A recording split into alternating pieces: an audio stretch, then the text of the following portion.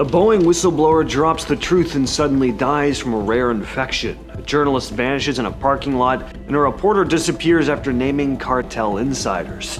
These are more real people who vanished after exposing dark secrets. Joshua Dean was a guy who knew too much about what was happening inside the factories of Spirit Aerosystems, a massive supplier for Boeing. He worked there as a quality auditor, which basically meant his entire job was to make sure the planes were safe before they hit the runway. Well, in 2024, Dean went public with some heavy allegations, claiming the company was ignoring defects in the 737 MAX. He talked about mechanics misdrilling holes and management pressuring workers to basically look the other way when it came to how many flaws they were finding, just to keep the assembly line moving.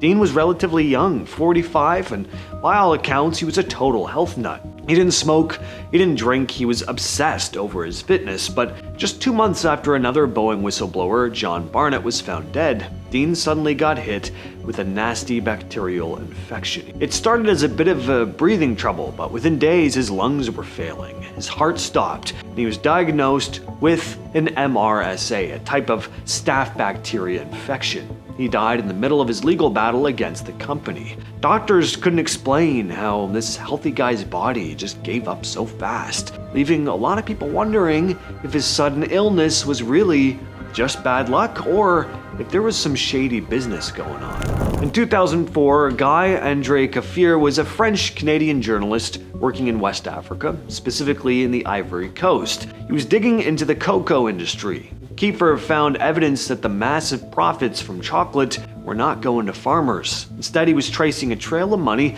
that led directly to government officials who were apparently using the funds to buy illegal weapons and pay off private militias. Kieffer was supposed to meet a government worker at a shopping mall in the capital city for an interview. He walked into that parking lot and was never seen again. As investigators dug into it, they found he'd been abducted by a group of armed men. Turned out some high-ranking politicians were involved. One witness claimed Kieffer was held in a basement and interrogated before being executed. They never found his body, though. His family has spent over 2 decades fighting for answers, but the trail has gone cold. Gareth Williams was brilliant with numbers. He worked for GCHQ, which is kind of like Britain's version of the NSA. His whole job was cracking codes and following money trails, figuring out how criminal organizations and terror groups moved cash around without getting caught.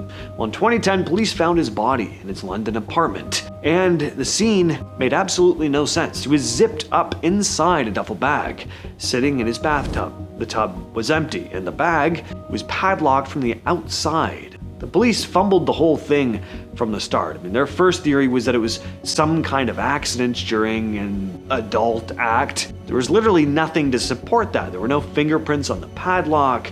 There's no DNA from anyone else in his place. So then the other question was, well, how could Williams have zipped himself inside and locked it without leaving any trace behind? They even brought in a professional escape artist to try and recreate it, and none of them could pull it off. But somehow the Metropolitan Police closed the case and called it an accident. Word was that Williams had been digging into a huge money laundering operation connected to Russia right before he died.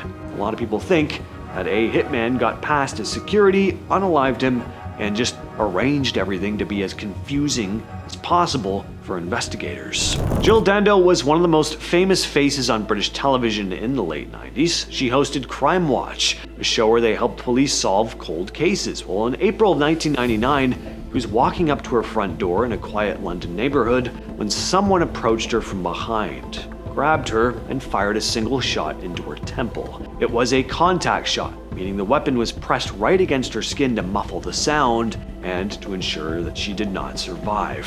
It was a professional job carried out in broad daylight. Investigation was massive, but it went nowhere for years. They eventually convicted a local man with mental health issues, but he was later cleared because the evidence against him was basically non-existent. Rodolfo Rincón Taracena was an investigative reporter for a newspaper in Tabasco, Mexico. In 2007, he was focusing on something extremely dangerous: small shops that were actually fronts for cartels. And he named names. He detailed exactly how the cartels were recruiting young people, which local politicians were taking bribes to look the other way, and how the entire criminal underworld was operating in the city. On a Tuesday evening, he walked out of his office to head home, and he vanished. He never even made it to his car. A few years later, a captured cartel member claimed that Rincón had been kidnapped and interrogated about his sources before being dissolved in a vat of acid.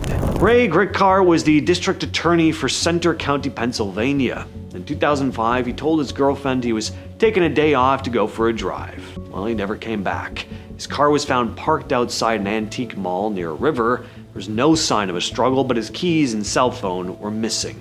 The weirdest part was his laptop. Months after he vanished, it was found under a bridge in the river. When investigators opened it up, they realized the hard drive had been removed. Gricar's disappearances often linked to the Jerry Sandusky case at Penn State. Back in 1998, Gricar was the one who declined to charge despite several allegations, but some believe that by 2005, Gricar was secretly reopening that file and found new evidence that would have brought down a lot of powerful people at the university much earlier. Others think he might have been looking into a big illicit substance trafficking ring. Whatever the case, though, it was probably all on that missing hard drive. Someone obviously needed it destroyed for a reason. Gricar was declared legally dead in 2011, but with no body and a missing hard drive, the case is still unsolved.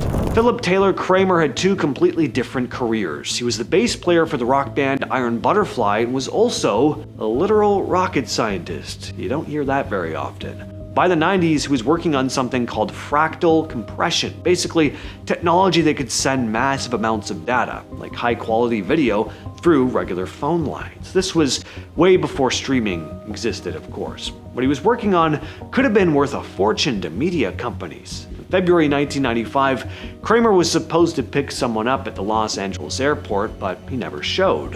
While he was missing, he made a bunch of panicked 911 calls. In one of them, he said he was going to unalive himself. But he also made a statement that people have been curious about for decades. He said, quote, "I want everyone to know O.J. Simpson is innocent. They did it." It sounded like he was having a breakdown. His family said he was scared, like someone was after him. In 1999, some photographers spotted his van at the bottom of a deep canyon. His body was still inside. Because of his work with advanced technology and government contracts, some people believe his quote-unquote breakdown was either faked or caused by someone else. And maybe he was taken out because the technology he was developing was worth billions to the wrong people.